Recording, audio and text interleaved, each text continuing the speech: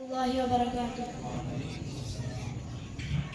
الحمد لله كفى وسلام على عباده الذين اصطفى.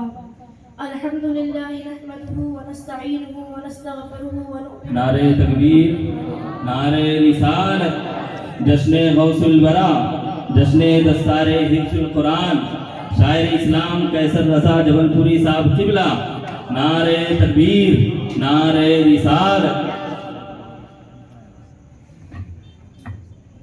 الحمد لله نحمده ونستعينه ونستغفره ونؤمن به ونتوكل عليه ونعوذ بالله من شرور أنفسنا ومن سيئات أعمالنا. من يهده الله فلا مضل له ومن يضلله فلا هادي له. أشهد أن لا إله إلا الله وأشهد أن محمدا عبده ورسوله. قال الله تبارك وتعالى في كتابه العظيم وخطابه القدير. أما بعد فأعوذ بالله من الشيطان الرجيم. بسم الله الرحمن الرحيم. ألا إن أولياء الله لا خوف عليهم ولا هم يحزنون. صدق الله مولانا العظيم وصدق رسوله النبي الكريم ونحن على ذلك لمن الشاهدين والشاكرين والحمد لله رب العالمين. نہ جانے حسن ہے یا عشق اتنا جانتا ہوں میں، نہ جانے حسن ہے یا عشق اتنا جانتا ہوں میں، مجھے کھینچے لیے جاتا ہے کوئی جذبہ پنہانی. کہاں کا دست اے منتور کیا برق تجلی کیا، کہاں کا دست اے منتور کیا برق تجلی کیا، یہ سب تھی جمال مصطفیٰ کی پرتب افسانی. اور ہمارے دین کی حقانیت کے دونوں شاہد ہیں، ہمارے دین کی حقانیت کے دونوں شاہد ہیں، معین الدین اجمیری، محی الدین جیلانی.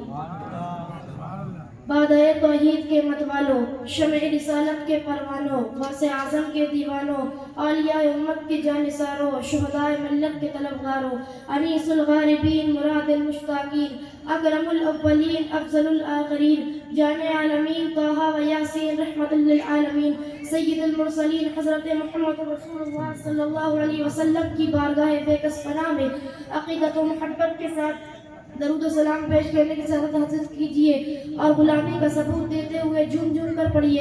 اللہم صلی علی محمد معدن الجود والکرم منبع العلم والحکم وآلہ وأصحابہ وبارک وسلم. صلاۃ و سلام علیک یا رسول اللہ صلی اللہ تعالی علیہ وسلم. اس دنیا کا عجب حال ہے، جس طرف نظر اٹھا کر دیکھیے خوف ہی خوف کا عالم ہے، ڈر ہی ڈر کا دورہ ہے. اونچے اونچے سرب فلک پہاڑ اپنا سینہ تانے کھڑے ہیں اور اپنی پائیداری پر ناز ہے، مگر ہر وقت خوف و دہشت سے لرزا ہے اور ڈر رہے ہیں کہ کوئی سنگ تراش نہ آ رہا ہو. ہرے بھرے تناور درخت اپنے پھلوں اور پھولوں کے ساتھ، رنائیوں کے ساتھ شادب و شادماں ہے، مگر ان کا پتا پتا خوف زدہ ہے کہ کوئی کلہاڑی والا نہ آ رہا ہو. زمین پر لہلہاتی ہوئی گھاس لرزبر اندام ہے کہ کوئی چار پیر والا نہ آ رہا ہو، اور چار پیر والا اس خوف سے بھاگا پھر رہا ہے کہ کہیں بسم اللہ اللہ اکبر والا نہ آ رہا ہو. آفتاب عالم لا پوری آب و تاب کے ساتھ چمک رہا ہے، مگر اس خوف سے زرد ہو رہا ہے کہ گرہن نہ لگ جائے. ستارے ضرور مسکرا رہے ہیں، مگر اس خوف سے کانپ رہے ہیں کہ صبح کی سفیدی نامودار نہ ہو جائے. اسی طرح کمزور طاقتور سے ڈر رہا ہے، کمزور سرمایہ دار پر خوف کھا رہا ہے، سرمایہ دار انکم ٹیکس آفیسر سے ڈر رہا ہے. الغرض اس دنیا میں جمادات ہو یا نباتات، حیوانات ہو یا فضائی کائنات، عالم بالا ہو یا عالم اسفل، زمین سے آسمان تک خوف ہی خوف کا عالم ہے، ڈر ہی ڈر کا دورہ ہے. مگر اسی خوف و ہراس سے بھری ہوئی دنیا میں، اسی آسمان کے نیچے، اسی زمین کے اوپر خدا کی ایک ایسی مخلوق بھی آباد ہے جنہیں کسی چیز کا ڈر نہیں. وہ ہر جگہ بے خوف ہے، ہر حال میں بے غم ہے، انہیں صرف خدا کا خوف ہے اور ساری خدائی ان سے خوف زدہ ہے. آپ کہیں گے کہ ساری خدائی سے ڈر اور خدا سے ڈرنے والے لوگ کون ہیں، ان کا نام کیا ہے؟ تو سنیے، اولیاء اللہ، یہ خدا کے نیک بندے ہوتے ہیں. الا ان اولیاء اللہ لا خوف علیہم ولا هم یحزنون. بے شک اللہ کے ولیوں کو نہ کوئی خوف ہے نہ کوئی غم، بے شک اللہ کے ولیوں کو نہ کوئی خوف ہے نہ کوئی غم. خدا سے ڈرنے والا کسی سے ڈرا نہیں کرتا، اس لیے کہ دو خوف جمع نہیں ہو سکتے، یا تو خدا کا خوف ہوگا یا تو مخلوق کا خوف ہوگا. اور میں دیکھتا ہوں کہ خدا سے نہ ڈرنے والا دنیا کی ہر چھوٹی بڑی طاقت سے ڈرا کرتا ہے، اس لیے کہ خدا سے ڈرنا خود سب سے بڑی طاقت ہے، نعمت سب سے بڑی طاقت ہے.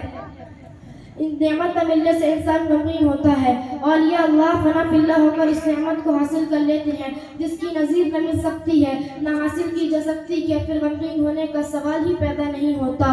الا ان سرائی یا دل کی ہے جہاں تک، خرد والے نہ پہنچیں گے جہاں تک. الا ان اولیاء اللہ لا خوف علیہم ولا هم یحزنون، بے شک اللہ کے ولیوں کو نہ کوئی خوف ہے نہ کوئی غم. آئندہ ہونے والے خطرے کو خوف کہتے ہیں اور گزشتہ کے نقصان رنج کو غم کہا جاتا ہے. مفہوم یہ نکلا کہ اولیاء اللہ کو نہ آئندہ کا خوف ہے نہ گزشتہ کا غم.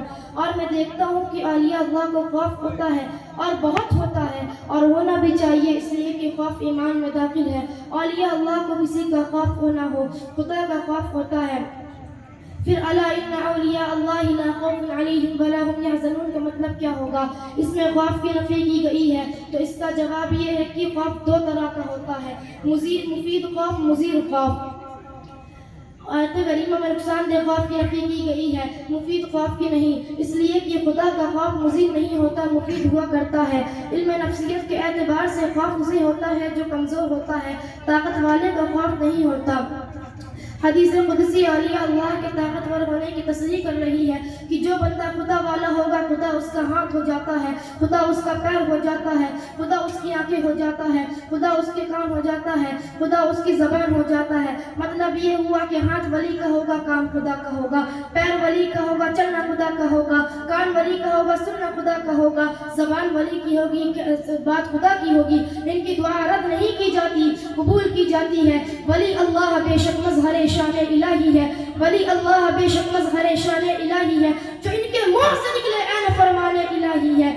درود شریف پڑھیے. اللہم صل علی نعرہ تکبیر، نعرہ رسالت، جشن غوث الورا، جشن دستار حفظ القرآن، علماء اہل سنت، نعرہ تکبیر، نعرہ رسالت. آئیے غوث اعظم کے نگاہ ولایت سماعت فرمائیں. غوث الثقلین شیخ محی الدین عبد القادر جیلانی رضی اللہ تعالی عنہ بازار سے گزر رہے ہیں جس میں پاک پر قیمتی قبا ہے. ایک چور اس قبے کو دیکھ لیتا ہے اور آپ کے پیچھے ہو لیتا ہے تاکہ کسی طرح وہ قبا چرا سکے. غوث اعظم اپنے حجرہ ولایت میں داخل ہو رہے ہیں، کسی طرح چور بھی اندر داخل ہو جاتا ہے. غوث اعظم نے قبا اتار کر رکھا اور عبادت الہی میں مصروف ہو گئے. چور کو موقع ملتا ہے، چپکے سے اٹھا قبا بغل میں دبا کر دروازے پر پہنچ جاتا ہے. دروازہ بند پاتا ہے، اندھیری کوٹری تھی. چور دیواروں پر ہاتھ مار مار کر دروازہ تلاش کر رہا تھا مگر دروازہ نہیں مل پا رہا تھا. ارے ملتا کیسے؟ غوث پاک کا در اور گھر تھا. ادھر وہ چور دروازہ تلاش کر رہا تھا اور غوث اعظم اس کے لیے ولایت کا دروازہ کھول رہے تھے.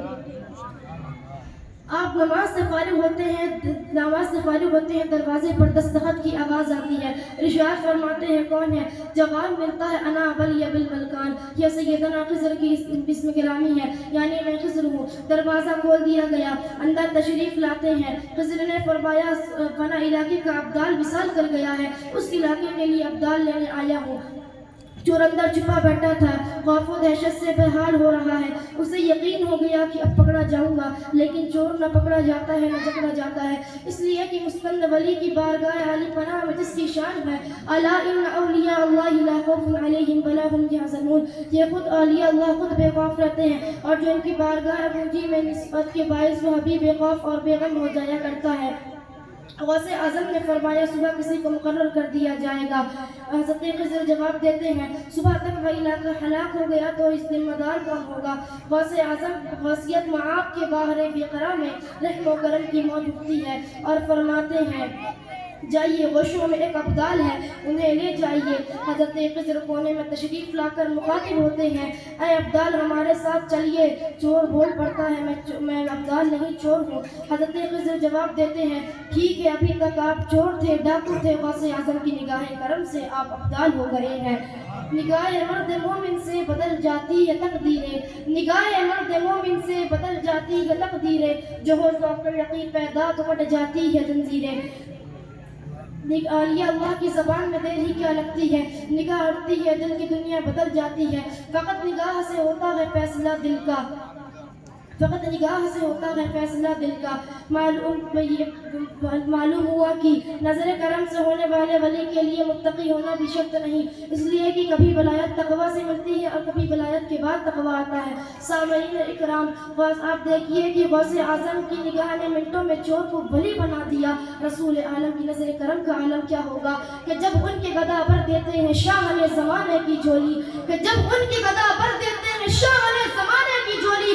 ارے محتاج کا جب یہ عالم ہے، مختار کا عالم کیا ہوگا. وآخر دعوانا ان الحمد للہ رب العالمین. السلام علیکم ورحمۃ اللہ.